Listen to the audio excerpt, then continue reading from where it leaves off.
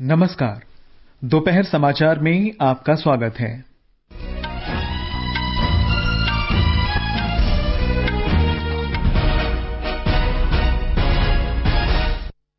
प्रधानमंत्री ने कहा, पूर्वोत्तर राज्यों में भारत की आर्थिक वृद्धि का इंजन बनने की क्षमता। प्रधानमंत्री ने कहा, कोविड-19 महामारी के दौरान भी सरकार अथक अभियान के रूप में जल जीवन मिशन पर काम कर रही है। गृह मंत्री अमित शाह ने कहा, पिछले 6 वर्ष में हुए सुधारों से कोयला क्षेत्र वैश्विक रूप से स्पर्धी बना। कोविड-19 मरीजों की बढ़ती संख्या के बीच मणिपुर में आज दोपहर से 14 दिन का संपूर्ण लॉकडाउन लागू और आज राष्ट्रीय प्रसारण दिवस मनाया जा रहा है। दोपहर समाचार में मैं हूं निखिल कुमार और मेरे साथ में है मेरे सहयोगी विशाल शर्मा। प्रधानमंत्री नरेंद्र मोदी ने कहा है कि पूर्वोत्तर में भारत की आर्थिक वृद्धि का इंजन बनने की क्षमता है। उन्होंने कहा कि कोविड-19 महामारी के दौरान भी सरकार अथक अभियान के रूप में जल जीवन मिशन पर काम कर रही है। प्रधानमंत्री ने आज वीडियो कॉन्फ्रेंस के जरिए मणिपुर जल आपूर्ति परियोजना की आधारशिला रखी। इस मौके पर श्री मोदी ने जल परियोजना को मणिपुर की जनता के लिए बहुत महत्वपूर्ण बताया। वाटर प्रोजेक्ट के लिए मणिपुर के लोगों को और विशेष करके मणिपुर की मेरी माताओं बहनों को बहुत बहुत बधाई देता हूं। साथियों, पिछले वर्ष जब देश में जल जीवन मिशन की शुरुआत हो रही थी, तभी मैंने कहा था कि हमें पहले की सरकारों के मुकाबले कई गुना तेजी से काम करना है। जब 15 करोड़ से ज्यादा घरों में पाइप से पानी पहुंचाना हो तो एक पल के लिए भी रुकने के बारे में सोचा नहीं जा सकता। केंद्र सरकार ने हर घर जल के लक्ष्य के साथ 2024 तक ग्रामीण भारत के हर घर में सुरक्षित, पर्याप्त और साफ पेयजल उपलब्ध कराने के लिए जल जीवन मिशन की शुरुआत की है। ये मिशन पानी के लिए सामुदायिक दृष्टिकोण पर आधारित है। मिशन के मुख्य घटक सूचना, शिक्षा और संचार हैं। इसमें पानी के लिए जन आंदोलन की पहल की गई है ताकि उसे प्रत्येक व्यक्ति की प्राथमिकता बनाया जा सके। भारत में करीब 19 करोड़ घर हैं, लेकिन केवल 24% घरों में ही पाइप के जरिए स्वच्छ जल उपलब्ध है। सरकार ने 1185 बस्तियों में पीने का पानी उपलब्ध कराने के लिए जल जीवन मिशन के तहत मणिपुर को धन उपलब्ध कराया है। इन बस्तियों में 1,42,000 से अधिक घर हैं। श्री मोदी ने कहा कि 3,000 करोड़ रुपए की ये परियोजना राज्य के लोगों की जीवनधारा बनेगी। अब कुछ दिन के बाद जब राखी का त्योहार आने वाला है, उसके पूर्व मणिपुर की बहनों को ये बहुत बड़ी बेद सौगात की शुरुआत हो रही है। लगभग 3,000 करोड़ रुपए की लागत से पूरे होने वाले मणिपुर वाटर सप्लाई प्रोजेक्ट से यहां के लोगों को पानी की दिक्कतें कम होने वाली है। ग्रेटर इम्फाल सहित छोटे बड़े 25 शहर और कस्बे 1700 से ज्यादा गांवों के लिए इस प्रोजेक्ट से जो जलधारा निकलेगी, ये जलधारा जीवन धारा का काम करेगी। राज्य सरकार ने पूर्वोत्तर क्षेत्र विकास विभाग से धन सहित अतिरिक्त आर्थिक संसाधन के जरिए बाकी घरों को भी पीने का पानी उपलब्ध कराने की योजना बनाई है। प्रधानमंत्री ने कहा कि आत्मनिर्भर भारत अभियान से पूर्वोत्तर के लोगों की आजीविका को भी प्रोत्साहन मिलेगा। आत्मनिर्भर भारत अभियान के तहत लोकल प्रोडक्ट्स में वैल्यू एडिशन और उसकी मार्केटिंग के लिए क्लस्टर विकसित किए जा रहे हैं। इन क्लस्टर्स में एग्रो स्टार्टअप्स और दूसरी इंडस्ट्री को हर सुविधाएं दी जाएगी। ऐसे में नॉर्थ ईस्ट के ऑर्गेनिक प्रोडक्ट्स को देश और विदेश के मार्केट तक पहुंचाने के लिए हर जरूरी सुविधा भी मिलने वाली है। श्री मोदी ने कहा कि केंद्र सरकार पूर्वोत्तर के राज्यों की सभी राजधानियों को एक दूसरे से जोड़ने के लिए जोर शोर से काम कर रही है। बीते 6 साल में पूरे नॉर्थ ईस्ट के इंफ्रास्ट्रक्चर पर हजारों करोड़ रुपए का निवेश किया गया है। कोशिश ये है कि नॉर्थ ईस्ट के राज्यों की राजधानियों को 4 लेन, डिस्ट्रिक्ट हेडक्वार्टर्स को 2 लेन और गांवों को ऑल वेदर रोड से जोड़ा जाए। इसके तहत करीब 3,000 किलोमीटर सड़कें तैयार भी हो चुकी हैं और करीब 60,000 किलोमीटर के प्रोजेक्ट्स पर काम तेजी से चल रहा है। श्री मोदी ने कहा कि पूर्वोत्तर की कनेक्टिविटी में सुधार देश की एक्ट ईस्ट नीति को भी बढ़ावा देगा।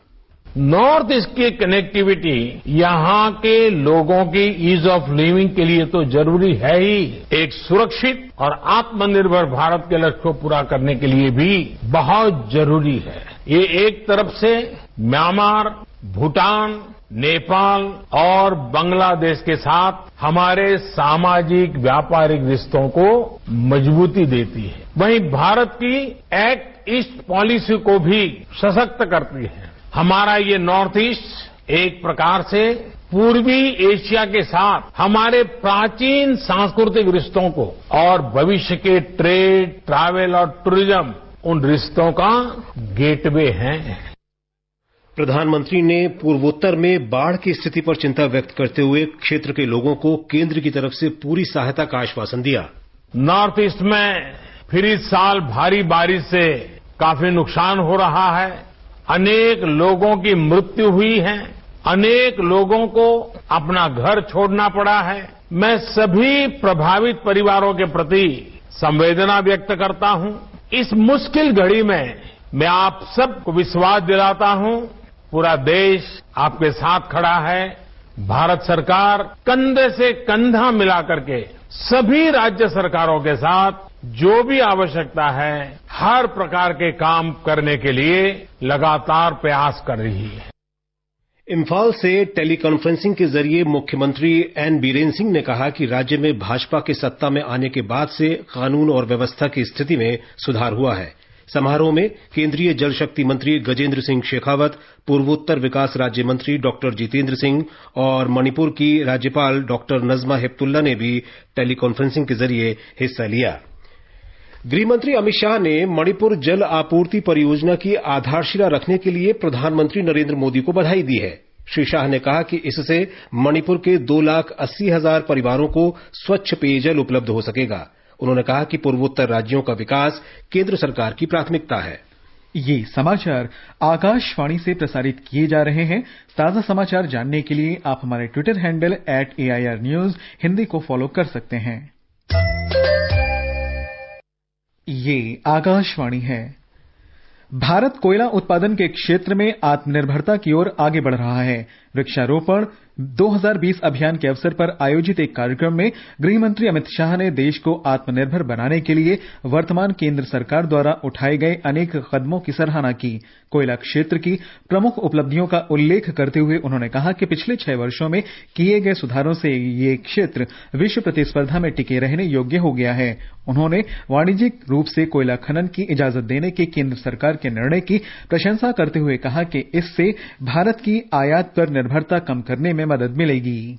खदान पर देश का अधिकार है, देश की जनता का अधिकार है। खदान विकास की द्योतक है, परंतु इसके साथ साथ जिस क्षेत्र में खदान जो वहां से विस्थापित किए जाते हैं, इनके कल्याण की भी देश की सरकार को ही सोचनी चाहिए। कोयला का बहुत बड़ा भंडार हमारे यहाँ पड़ा और कोयला हम इंपोर्ट कर रहे हैं। इंपोर्ट कोयला जितना भी होता है वो दुनिया में हमारी अक्षमता को उजागर करता है। आत्मनिर्भरता के नरेंद्र मोदी जी के नारे को चरितार्थ करना है तो कोयले के अंदर सबसे ज्यादा जल्दी खनन कर आयात को लगभग शून्य करना पड़ेगा। श्री शाह ने कहा कि कोयला मंत्रालय 2023-24 तक देश में 1 अरब टन कोयले के उत्पादन का लक्ष्य प्राप्त करने को कृत संकल्प है। गृहमंत्री ने कहा कि सरकार द्वारा जिला खनिज कोष बनाए जाने से कोयला खदान इलाकों में लाखों लोगों के पुनर्वास में मदद मिली है। श्री शाह ने कहा कि वृक्षारोपण अभियान के दौरान 6 लाख पेड़ पौधे रोपने की अनोखी पहल से प्राकृतिक संतुलन बनाए रखने के बारे में सरोकार का पता चलता है। भारतीय संस्कृति के मूल मंत्र था कि प्रकृति हमारी माँ है, उसका दोहन कर सकते हो, उसका शोषण नहीं कर सकते हो। वो मंत्र को हमने भुलाया और उसी का परिणाम आया कि जो ओजोन का पड़ है इसके अंदर कई बड़े बड़े छिद्र पैदा हुए और सूर्य नारायण की गर्मी सीधी पृथ्वी पर पड़ने लगी। इसके कारण पृथ्वी का तापमान भी बढ़ा है और जलवायु परिवर्तन से आज पूरी दुनिया डरी हुई है। और इसका एक ही रास्ता है जो हमारे पुराणों ने बताया, हमारे ऋषियों मुनियों ने बताया कि वृक्ष मानव का मित्र है, वृक्ष ही हमें इस संकट से बचा सकता है। यह अभियान कोल इंडिया कंपनी द्वारा संचालित किया जा रहा है। इसके अंतर्गत देश भर में 6,000 एकड़ भूमि पर वृक्षारोपण किया जाएगा। कोल इंडिया के अधिकारियों और कर्मचारियों ने आज देश में 150 स्थानों पर पेड़ पौधे लगाए। कोयला मंत्री प्रहलाद जोशी, कोयला सचिव और कोल इंडिया के कई अधिकारी इस अवसर पर उपस्थित थे। केंद्रीय पर्यावरण मंत्री प्रकाश जावड़ेकर ने आज नई दिल्ली में वीडियो कॉन्फ्रेंसिंग के जरिए राष्ट्रीय ट्रांजिट पास प्रणाली की शुरुआत की। इस अवसर पर उन्होंने कहा कि इस प्रणाली से वन उत्पादों की बेरोक-टोक आवाजाही में मदद मिलेगी। पर्यावरण मंत्री ने कहा कि अब लोग अपने मोबाइल फोन से इस पास के लिए आवेदन कर सकते हैं और अपने फोन पर ही ई पास प्राप्त कर सकते हैं। अब नेशनल ट्रांजिट पास सिस्टम के द्वारा मोबाइल ऐप से आप एप्लीकेशन कर सकते हैं और मोबाइल ऐप पर ही आपको ई पास मिलेगा। ये जो सुविधा हो रही है, ऑफिस में जाना नहीं पड़ेगा, किसी को मिलना नहीं पड़ेगा, एक ऑटोमेटिक सिस्टम आएगी। ये सब लोगों की मूवमेंट फास्ट होगी और इससे ईज ऑफ डूइंग बिजनेस तो होता ही है, लेकिन देश एक तरक्की की ओर जाता है। केंद्रीय सूचना प्रौद्योगिकी मंत्री रविशंकर प्रसाद ने आज कहा कि कॉमन सर्विसेज सेंटर वाई-फाई चौपाल के जरिए ग्रामीण क्षेत्रों में 1 लाख ब्रॉडबैंड कनेक्शन उपलब्ध कराए गए हैं। ये सुविधा इस वर्ष 10 जून को शुरू की गई थी। श्री प्रसाद ने बताया कि ये कनेक्शन भारत नेट इंफ्रास्ट्रक्चर के जरिए 21 राज्यों में उपलब्ध कराए गए हैं। उन्होंने बताया कि इस वर्ष सितंबर तक 5 लाख ऐसे कनेक्शन उपलब्ध कराने का लक्ष्य है। केंद्रीय इलेक्ट्रॉनिक और सूचना प्रौद्योगिकी मंत्री रविशंकर प्रसाद ने कहा कि भारत जल्द ही एक मजबूत निजी डेटा संरक्षण कानून बनाएगा। उन्होंने कहा कि प्रस्तावित कानून न केवल नागरिकों की डेटा निजता की चिंताओं को दूर करेगा, बल्कि नवाचार और आर्थिक विकास के लिए आंकड़ों की उपलब्धता भी सुनिश्चित करेगा। केंद्रीय मंत्री ने कहा कि समाज में परिवर्तन के लिए भरोसेमंद आर्टिफिशियल इंटेलिजेंस प्रणालियों की जरूरत है। श्री प्रसाद कल सऊदी अरब द्वारा आयोजित G20 डिजिटल अर्थव्यवस्था वाले देशों के मंत्रियों की वर्चुअल बैठक को संबोधित कर रहे थे। सऊदी अरब G20 देशों के इस समूह का अध्यक्ष है। भारतीय प्रतिस्पर्धा आयोग सीसीआई ने Adani ports and special economic zone limited को कृष्णापट्टनम पोर्ट कंपनी लिमिटेड के अधिग्रहण की स्वीकृति प्रदान कर दी है।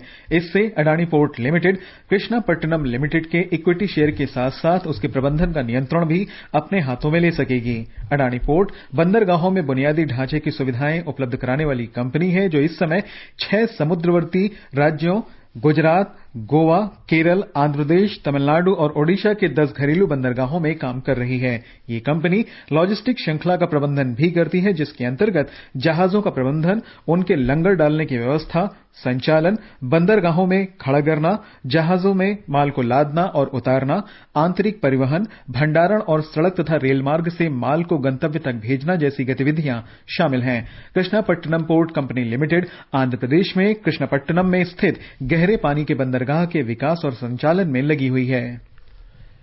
सड़क परिवहन और राजमार्ग मंत्रालय ने केंद्रीय मोटर वाहन अधिनियम नियमावली 1979 में संशोधन करने तथा हाइड्रोजन संवर्धित सीएनजी को वाहनों में ईंधन के रूप में इस्तेमाल करने के बारे में आम लोगों से सुझाव मांगे हैं।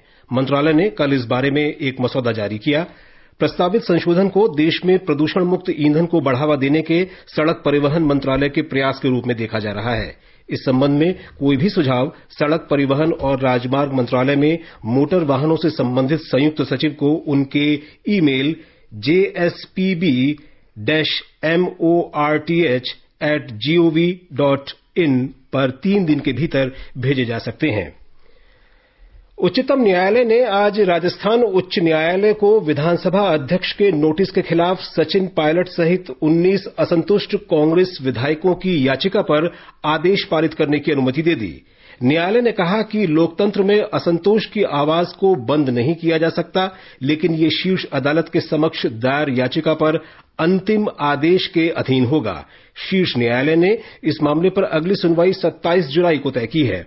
विधानसभा अध्यक्ष सीपी जोशी ने उच्चतम न्यायालय में दायर अपनी अर्जी में कहा था कि राजस्थान उच्च न्यायालय संविधान की 10वीं अनुसूची के तहत उनके द्वारा सदस्यों के खिलाफ की गई कार्रवाई पर रोक नहीं लगा सकता। उच्चतम न्यायालय ने कहा कि विधानसभा अध्यक्ष की याचिका महत्वपूर्ण सवाल उठाती है और इस पर विस्तृत सुनवाई की आवश्यकता है। आगे बढ़ने से पहले मुख्य समाचारों पर एक नजर। प्रधानमंत्री नरेंद्र मोदी ने कहा, पूर्वोत्तर राज्यों में भारत की आर्थिक वृद्धि का इंजन बनने की क्षमता। प्रधानमंत्री ने कहा, कोविड-19 महामारी के दौरान भी सरकार अथक अभियान के रूप में जल जीवन मिशन पर काम कर रही है। गृह मंत्री अमित शाह ने कहा, पिछले 6 वर्ष में हुए सुधारों से कोयला क्षेत्र वैश्विक रूप से स्पर्धी बना। कोविड-19 मरीजों की बढ़ती संख्या के बीच मणिपुर में आज दोपहर से 14 दिन का संपूर्ण लॉकडाउन लागू। और आज राष्ट्रीय प्रसारण दिवस मनाया जा रहा है। देश में अब तक कुल 7,82,607 रोगी कोविड-19 महामारी से ठीक हुए हैं और स्वस्थ होने की दर 63.18% हो गई है। स्वास्थ्य और परिवार कल्याण मंत्रालय के अधिकारी ने आज कहा कि पिछले 24 घंटों में रिकॉर्ड 29,557 कोरोना रोगी स्वस्थ हुए हैं। पिछले एक दिन में देश भर में 45,720 लोग संक्रमित हुए। इसके साथ ही देश में संक्रमितों की संख्या 12,38,635 हो गई है। इनमें से 4,26,167 मरीजों का इलाज चल रहा है। पिछले 24 घंटों में इस महामारी से 1,129 लोगों की मौत हुई है। इसके साथ ही देश भर में मृतकों की संख्या 29,861 हो गई है। लेकिन कोविड-19 से मृत्यु दर में लगातार गिरावट आ रही है और ये 2.41% हो गई है।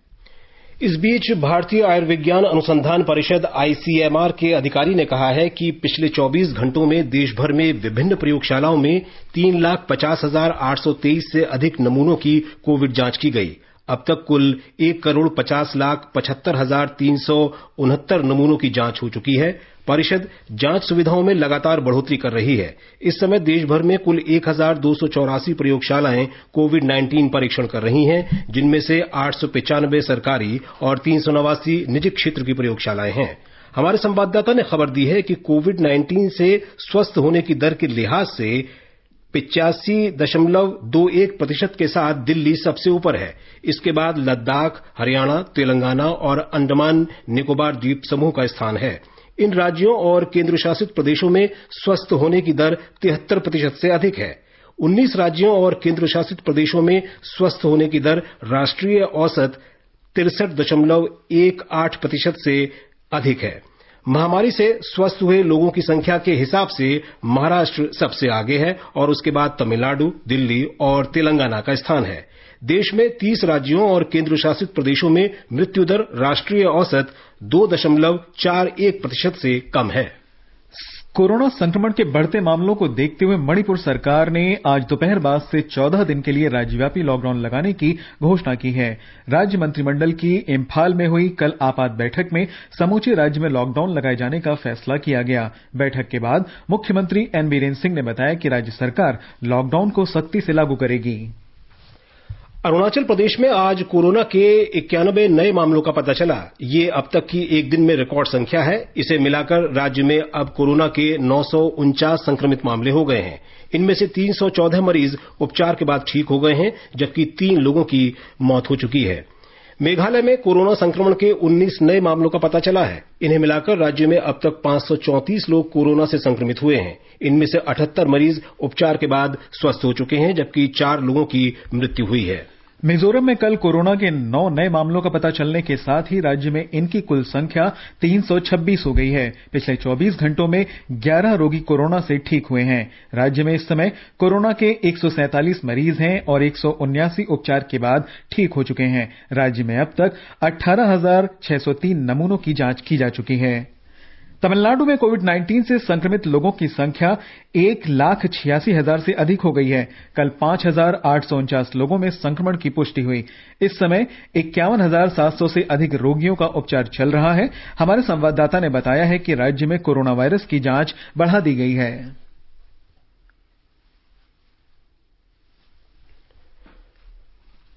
राजस्थान में कोरोना संक्रमण के मामले तेजी से बढ़ रहे हैं। राज्य में पिछले 5 दिनों में प्रतिदिन 900 से अधिक संक्रमित मामले सामने आ रहे हैं।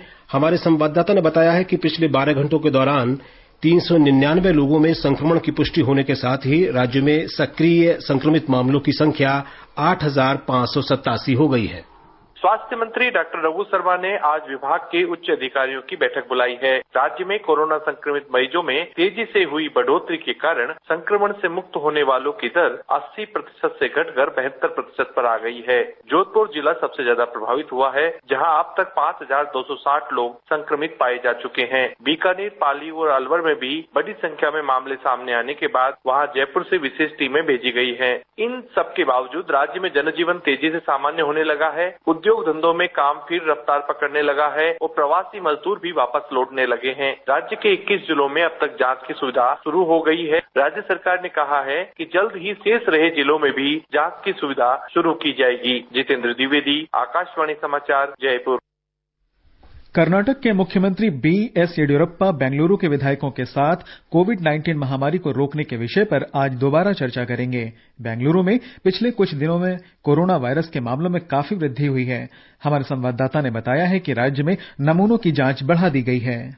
राज्य स्तर पर 11,12,874 सैंपल टेस्टिंग किए गए हैं, जिसमें से 10,02,045 सैंपल्स नेगेटिव हैं। राष्ट्र स्तर पर 10 लाख जनसंख्या में से 12,178 लोगों की टेस्टिंग हो रही है, मगर कर्नाटका में 18,205 टेस्ट किए जा रहे हैं। 75,833 पॉजिटिव केसेस में से 27,239 लोग डिस्चार्ज हुए हैं। राज्य में रिकवरी रेट 35.9% है। सुधींद्र, आकाशवाणी समाचार, बेंगलुरु। महाराष्ट्र सरकार की मुंबई और राज्य के अन्य इलाकों में व्यापार तथा सेवा क्षेत्र में कुछ और छूट देने की योजना है। हमारे संवाददाता ने बताया है कि सरकार ने यह भी स्पष्ट किया है कि राज्य में अब व्यापक स्तर पर लॉकडाउन नहीं होंगे। राज्य के स्वास्थ्य मंत्री राजेश टोपे ने कहा, सरकार अभी व्यापार और सेवाओं को पुनः शुरू करने के लिए मानक संचालन प्रक्रिया यानी कि स्टैंडर्ड ऑपरेटिंग प्रोसीजर पर काम कर रही है। जिम को जल्द ही पुनः शुरू किया जाएगा, पर लोगों को इसके लिए एसओपी का पालन करना पड़ेगा। टोपे ने कहा, शॉपिंग मॉल्स को पुनः शुरू करना और दफ्तरों में उपस्थिति कैसे बढ़ाई जा सकती है, इसके ऊपर भी सरकार विचार कर रही है। इस बीच टोपे ने ये स्पष्ट कर दिया कि मुंबई की लाइफलाइन कहे जाने वाली लोकल ट्रेन की सेवा को साधारण लोगों के लिए निकट भविष्य में शुरू करना मुश्किल लग रहा है। देवप्रिय भट्टाचार्य जी, आकाशवाणी समाचार, मुंबई। आकाशवाणी के लाइव फोन इन कार्यक्रम में कोविड-19 के बारे में विशेषज्ञों की राय प्रसारित की जाती है। इस कड़ी में दिल्ली के लेडी हार्डिंग मेडिकल कॉलेज की प्रोफेसर डॉक्टर अपर्णा अग्रवाल ने कहा कि किसी समुदाय में सामूहिक प्रतिरक्षण क्षमता विकसित होने के लिए यह जरूरी है कि करीब 45% जनसंख्या संक्रमण से पूरी तरह मुक्त हो चुकी है। डॉक्टर अपर्णा ने पुरुषों की तुलना में महिलाओं के कोविड-19 से कम संक्रमित होने का कारण भी स्पष्ट किया। हर्ड इम्यूनिटी अभी शायद डेवलप नहीं हुई है। पहले कह रहे थे कि 2/3 आबादी अगर इन्फेक्ट होए तो हर्ड इम्यूनिटी होएगी, लेकिन अभी लोगों का मानना है मे बी अबाउट 40-45% लोग तक अगर इन्फेक्ट होंगे शायद हर्ड इम्यूनिटी आ जाए। आकाशवाणी का समाचार सेवा प्रभाग आज अपने फोन इन कार्यक्रम में कोविड-19 पर विशेष परिचर्चा प्रसारित करेगा। ये कार्यक्रम रात 9:30 से एफएम गोल्ड और अतिरिक्त मीटरों पर सुना जा सकता है। सर गंगाराम अस्पताल के महिला रोग विभाग में वरिष्ठ चिकित्सक डॉक्टर माला श्रीवास्तव चर्चा में भाग लेंगी। श्रोता स्टूडियो में हमारे टोल फ्री नंबर 1800-115767 पर फोन करके विशेषज्ञ से सवाल पूछ सकते हैं। श्रोता 0111233144 पर भी सवाल पूछ सकते हैं। ये समाचार हमारी वेबसाइट newsonair.com और हमारे मोबाइल ऐप newsonair/हिंदी पर भी उपलब्ध हैं। दोपहर समाचार में आपका फिर स्वागत है। आज राष्ट्रीय प्रसारण दिवस है। आज ही के दिन 1927 में मुंबई से देश का पहला रेडियो प्रसारण शुरू हुआ था।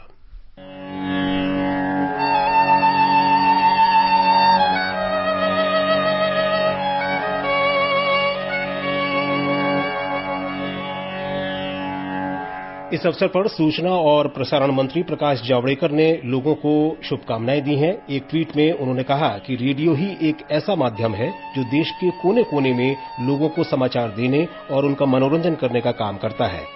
पिछले 9 दशकों में रेडियो ने देश में कई मील के पत्थर पार किए हैं। 1927 से रेडियो भारतीय जीवन का एक महत्वपूर्ण और अभिन्न हिस्सा रहा है। 8 जून 1936 को Indian state broadcasting service Akashvani बना। इसके बाद से लेकर आज तक आकाशवाणी को दुनिया के प्रमुख प्रसारण संगठनों में से एक होने का गौरव प्राप्त है। आकाशवाणी का ही समाचार सेवा प्रभाग भारत और विदेशों में श्रोताओं को समाचार और नित नए विचारों से अवगत कराता रहा है। आकाशवाणी प्रारंभ से ही जनता को सही, सटीक और समुचित जानकारी देने, शिक्षित करने और मनोरंजन के एक अद्वितीय स्रोत की भूमिका में अग्रसर रहा है। इन प्रयासों के माध्यम से आकाशवाणी ने सदैव ही अपने आदर्श वाक्य बहुजन हिताय बहुजन सुखाय को चरितार्थ किया है। सुपर्णा के साथ आनंद चतुर्वेदी, आकाशवाणी समाचार, दिल्ली।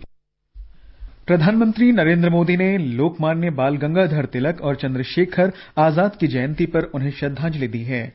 गृहमंत्री अमित शाह ने भी उनकी जयंती पर भावभीनी श्रद्धांजलि अर्पित की। श्री शाह ने कहा कि दोनों स्वाधीनता सेनानियों ने लोगों में आजादी की भावना जगाने के लिए उल्लेखनीय कार्य किए। मैं आज हम सब की ओर से तिलक महाराज को द्रवित हृदय के साथ श्रद्धांजलि भी देता हूं। हम उनके विचारों को आगे बढ़ाए ऐसी आशा भी रखता हूं। चंद्रशेखर आजाद भी भारत माता का वो सपूत जो कभी न झुका न कभी झुकने का विचार किया। कई सारे युवाओं को उन्होंने प्रेरणा दी, एक भारत माता को गुलामी की बेड़ी से मुक्त कराने का, बेड़ियों को तोड़ने के लिए चाहे रास्ता जो वो हो, युवाओं के मन के अंदर एक बहुत बड़ा काम किया और उनके बलिदान ने उस जमाने में करोड़ों युवाओं को आजादी के आंदोलन के साथ जोड़ा। मैं आज प्रणाम कर श्रद्धांजलि देना चाहता हूं।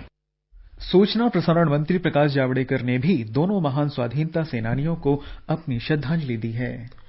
असम सरकार बाढ़ प्रभावित क्षेत्रों में राहत और बचाव अभियान जोर शोर से चला रही है। राज्य में 26 लाख से अधिक लोगों पर बाढ़ का असर पड़ा है। वर्षा और बाढ़ से संबंधित घटनाओं में 89 लोगों की मृत्यु हो चुकी है। हमारे संवाददाता ने बताया है कि बाढ़ के कारण 204 तटबंधों और 174 पुलों को नुकसान पहुंचा है। आज एनडीआरएफ और एसडीआरएफ द्वारा 600 लोगों को सुरक्षित स्थानों पर पहुंचाया गया है। लगभग 45,000 विस्थापित लोगों को अस्थायी राहत शिविरों में स्थानांतरित किया गया है। बाढ़ के कारण प्रदेश के 5 लाख हेक्टेयर कृषि भूमि को भी नुकसान पहुंचा है। इस बीच केंद्रीय जल शक्ति मंत्री गजेंद्र सिंह शेखावत ने बाढ़ प्रबंधन कार्यक्रम के तहत पहले किस्त के रूप में अपने मंत्रालय से असम को जल्द ही 346 करोड़ रुपया जारी करने का आश्वासन दिया है। मानस प्रतिम शर्मा, आकाशवाणी समाचार, गुवाहाटी। बिहार के बाढ़ प्रभावित क्षेत्रों में राहत और बचाव कार्य जोरों पर है। राष्ट्रीय आपदा मोचन बल और राज्य आपदा मोचन बल की 19 टीमें बाढ़ में फंसे लोगों को निकालने के काम में तैनात हैं।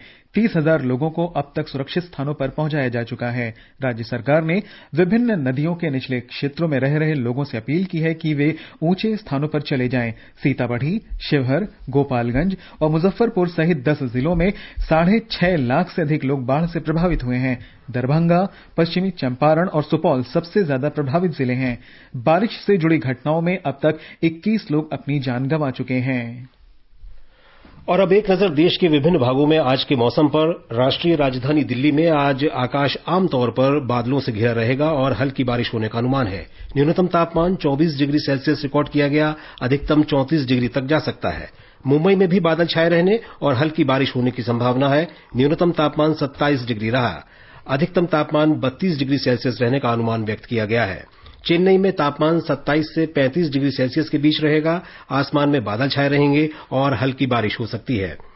जम्मू कश्मीर के जम्मू में न्यूनतम तापमान 23 डिग्री सेल्सियस रहा, अधिकतम 34 डिग्री तक जा सकता है। यहां आंशिक रूप से बादल छाए रहने और गरज के साथ बारिश होने के आसार हैं। श्रीनगर में तापमान 14 से 30 डिग्री सेल्सियस के बीच रहेगा। दोपहर बाद या शाम तक बादल घिरने की उम्मीद है। गिलगित में न्यूनतम तापमान 15 डिग्री सेल्सियस रिकॉर्ड किया गया, अधिकतम 34 डिग्री सेल्सियस रहने की संभावना है। मुजफ्फराबाद में भी शाम तक बादल घिरने का अनुमान है। न्यूनतम तापमान 21 डिग्री सेल्सियस दर्ज किया गया, अधिकतम 36 डिग्री सेल्सियस के आसपास रहेगा। लद्दाख में लेह में न्यूनतम तापमान 14 डिग्री सेल्सियस रहा, जबकि अधिकतम 28 डिग्री के आसपास रहने का अनुमान है। और अंत में मुख्य समाचार एक बार फिर। प्रधानमंत्री नरेंद्र मोदी ने कहा, पूर्वोत्तर राज्यों में भारत की आर्थिक वृद्धि का इंजन बनने की क्षमता। प्रधानमंत्री ने कहा, कोविड-19 महामारी के दौरान भी सरकार अथक अभियान के रूप में जल जीवन मिशन पर काम कर रही है। गृहमंत्री अमित शाह ने कहा, पिछले 6 वर्ष में हुए सुधारों से कोयला क्षेत्र वैश्विक रूप से स्पर्धी बना। निर्वाचन आयोग ने 8 राज्यों की विधानसभा के लिए होने वाले उपचुनाव 7 सितंबर तक स्थगित किए हैं। लोकसभा की 1 सीट समेत विधानसभा की 49 रिक्त सीटों के उपचुनाव पूर्व निर्धारित कार्यक्रम के अनुसार ही होंगे। और राष्ट्रीय प्रसारण दिवस आज मनाया जा रहा है। इसके साथ ही दोपहर समाचार का ये अंक समाप्त हुआ। नमस्कार।